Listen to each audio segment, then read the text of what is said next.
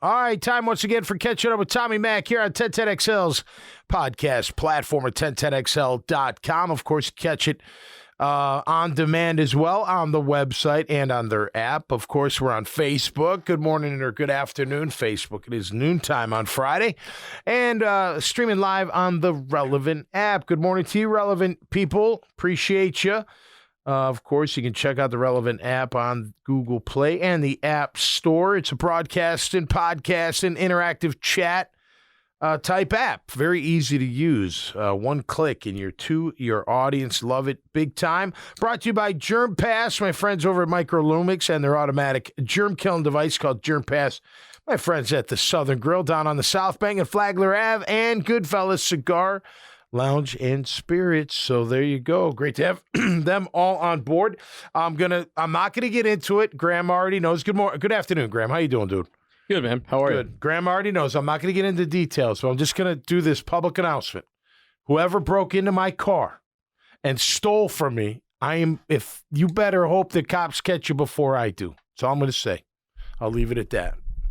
Not very happy about that. Life is still great. Life is still wonderful. But how you could break into somebody's car, home, whatever, and steal, you're the lowest form of whatever. And you should be dealt with harshly.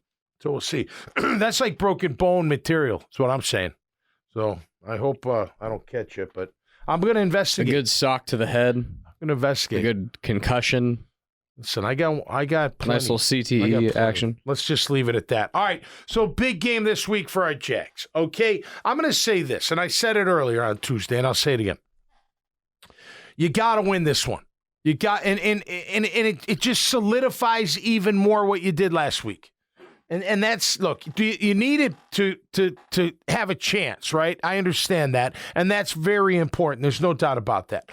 With the Titans playing Philly, if they don't beat Philly, you're 2 games out. You got 2 games with them head-to-head. You can kind of control your destiny in that regard. But I think it's even deeper than that. It's got to be the fact that, hey, look what we did against Baltimore, right? But we backed it up with a great win. And I don't care how you win. I don't care if it's ugly. I don't care if it's close. I don't care. You just got to win. You got to go up there and beat the Detroit Lions. Now, listen, they're feeling good. They're feeling good. They're 4-7 like you. Started out 1-6. Talk about a hole.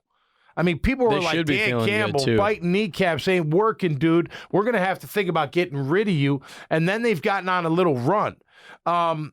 They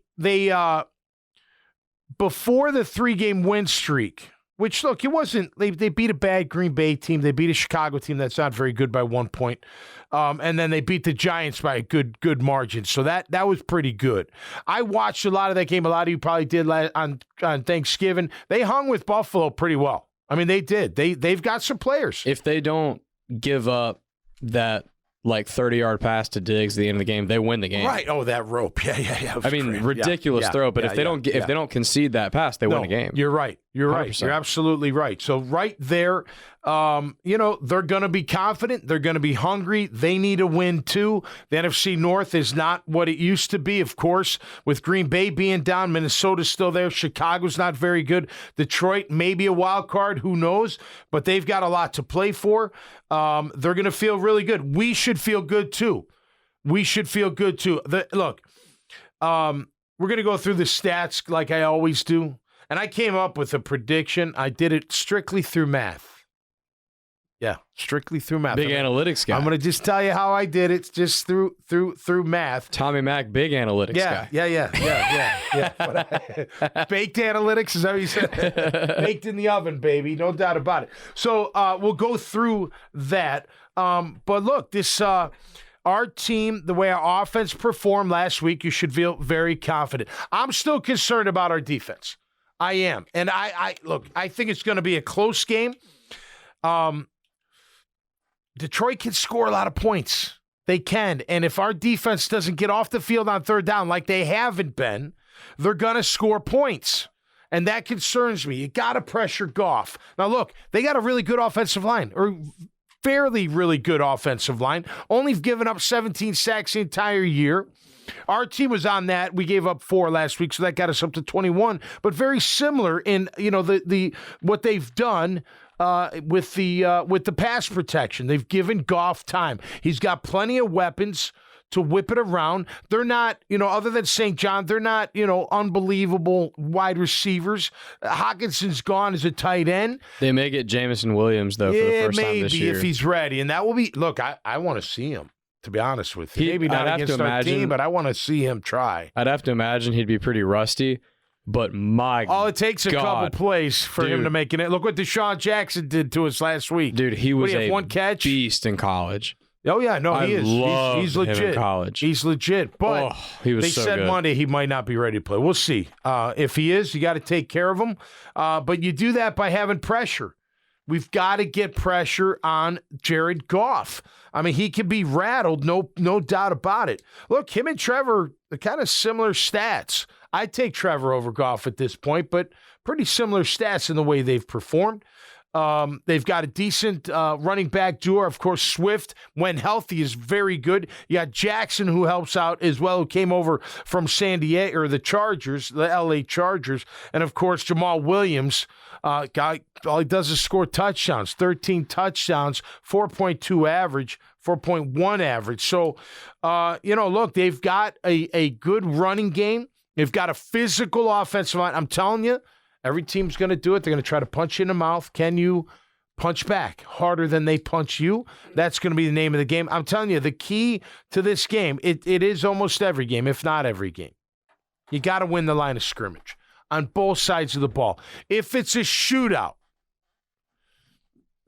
I don't know if we're going to keep up in the end. I think we'll keep up for a while, but I don't think we'll keep up in the end. If it's a shootout, that means Goff is not being pressured, and he's making throws. It means he's sitting back there. And he's one read, two read, three. Yep. Yeah. 100%. So that we can't let that happen. You do that by getting some pressure in his face.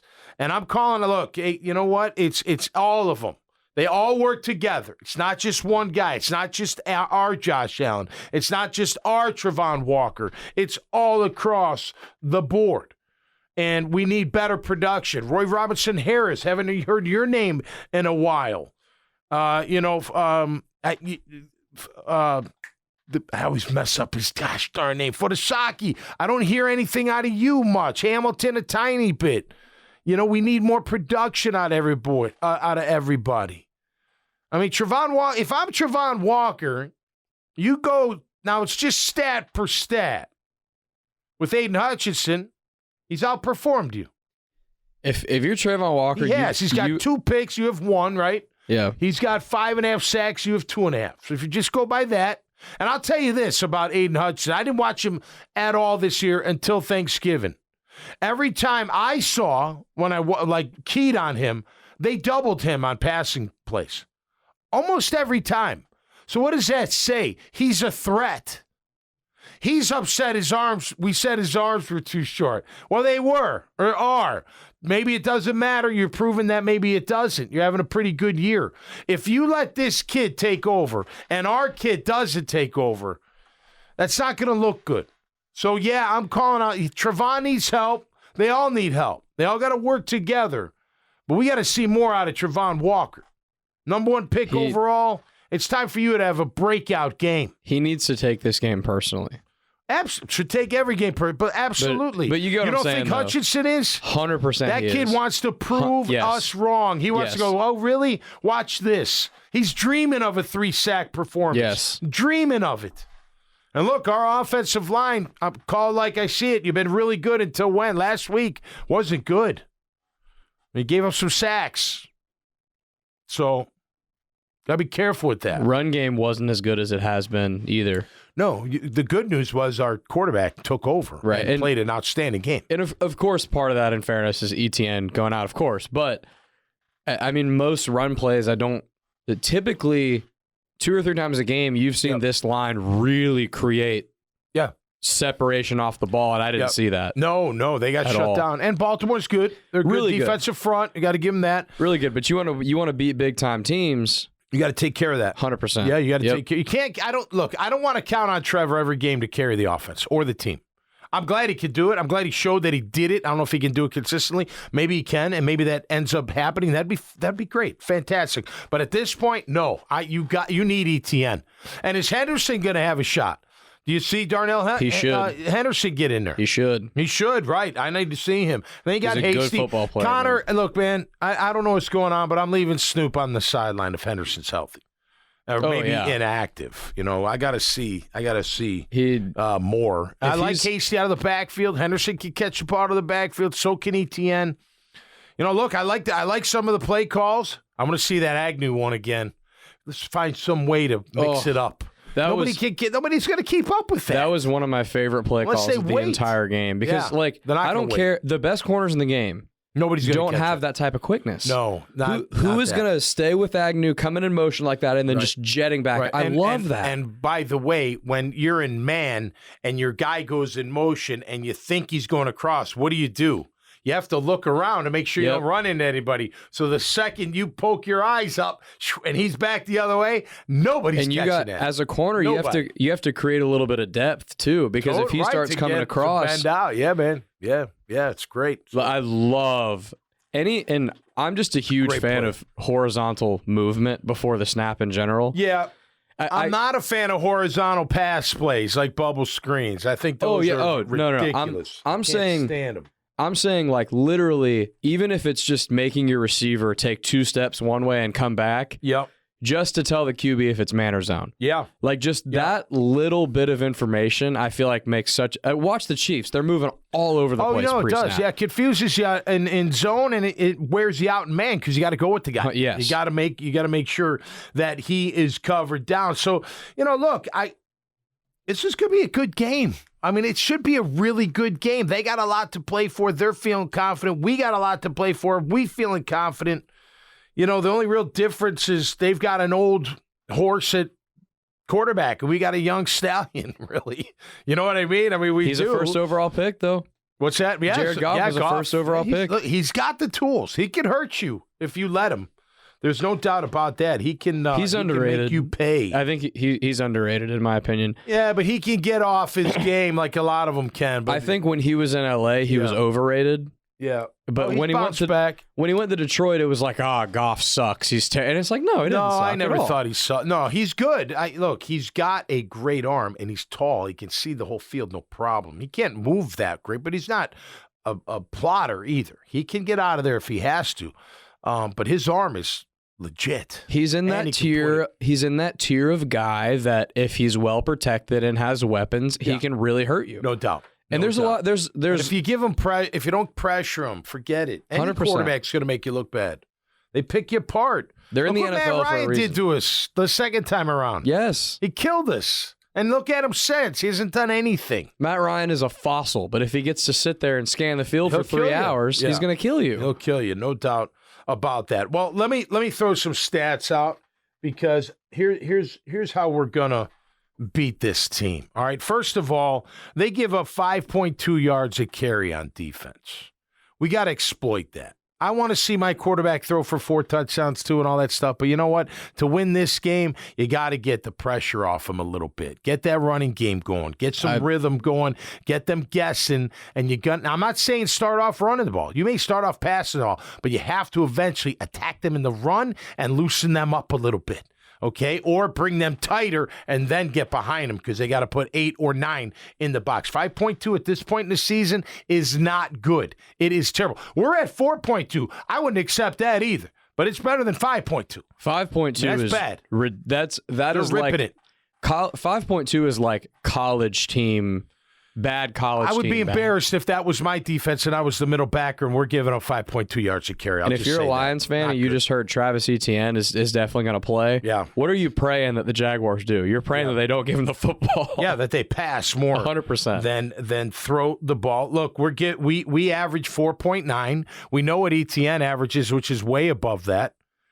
And so does Swift when healthy. Swift is a little bit like Etienne. If he's healthy and he gets going, he can hit a home run in a split second. But I think that's number one. Number two, okay, their defense. You think our defense is bad on third down. Our defense on third down is giving up 43, almost 44% of the time. That is awful. It is awful. You got to be in the 30s, even closer to 33. 1 out of 3 is acceptable, meaning 2 out of 3, you're off the field.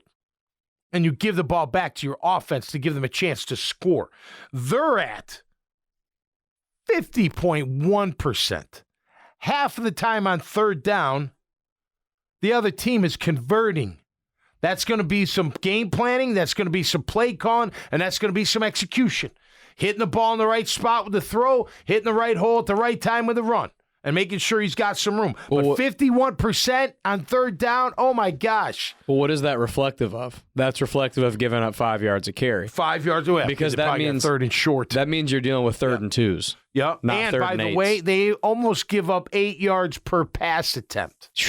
So this defense is not good. Now, don't let that fool you, because when you watch them, and now granted, they put up 28. Don't get me wrong, but it is Buffalo. But you see Rodriguez, you see I think it's Azalon, or however you pronounce it. Alex Anzalone. Anzalone He's from a Gator. Michigan, right? Yeah. He's a Gator. Oh, he's a Gator. He's a Gator, Oh, no yes, kidding. sir. I like him. He looks can like play. Thor. Yeah. He's a beast, dude. Oh, I didn't know. I thought he was from Michigan. Oh, kidding. He's Gator. He's a All right, Gator, good yes, for sir. him. Rodriguez can play. Malcolm Rodriguez is a good player. Obviously, Hutchinson, look, again, I'm telling you, I haven't watched him every week, but or a lot at all. I check in to see what he's doing. It's not always about the sacks, but when they're sliding to you and you're the rookie, that means something. They don't slide to Trayvon. Who do you think they slide to right now? They slide to Josh. They're more worried about Josh Allen than Trayvon Walker. Right now, I'm not sure you got to slide either way. No, you don't. No, you might chip one on occasion. You can sit in the middle. Yeah. No, you're right. Okuda's a good corner when healthy. I know you got hurt last year, but Damn good corner. if they pressure Trevor, they'll have a great shot at winning this game. They got players, man. They got enough players. They got players on both sides of the ball. Yep, and they're hungry. And you know what? Coming out of a 1-6 hole tells me they got a lot of grit. They got a lot of toughness, mental toughness. And if they get down, they're not worried. I'm not saying we don't. It's nothing reflection on us. I'm just telling you. And trust me, before the season, we all had it at a W. Right? Detroit, W. Right. You weren't even thinking twice about it. Now you're like, I don't know. But nonetheless, look, I think the O-line, they're very comparable. We're physical. They're physical. We do good against the run. They do good against the run, averaging 4.6 yards a carry. A lot of that is from Swift when healthy because he boosts it up. But still, they're there. They throw the ball down the field about the same as us, around 7. Third down on offense were the same. I told you defense were not. Offense are right about 41%, actually almost directly. Fourth down were the same on offense, and they give up a little bit more than us on defense. Sacks the same, offense and defense. Picks the same, offense and defense. Turnover, we're +2. They're at 0. So you look at statistically wise, this is a really tight game. This is going to be a tight game, in my opinion. So I'll give you my score, and I'll tell you how I did it. Now, everyone's thinking 30s, and it may happen, obviously. But I'm going by math this time around. I forget what kind of math this is, but I remember I learned it at some point, or at least maybe I made it up. I don't really know, but I've done this before, and it's fared me pretty well. So I go with the points. I take the team stats, points of the offense, points of the defense, again, for each team. I take what we score on offense, 22 points a game. They give up 28 points a game. Interesting. So what do I do with that? That's a 6-point differential. I cut it in half and give it to the offense. So now I go up 3 to 25. They come down 3. Does that make sense at all? Anyway, so I got us scoring 25 points. Make sense? Could make sense. Whatever, we'll go with it. All right, they score 25 points a game. We give up 21 points a game. 4-point differential. Cut it in half. That's right. 25 to 23. The Jacksonville Jaguars beat the Detroit Lions in a very close game. That's my pick.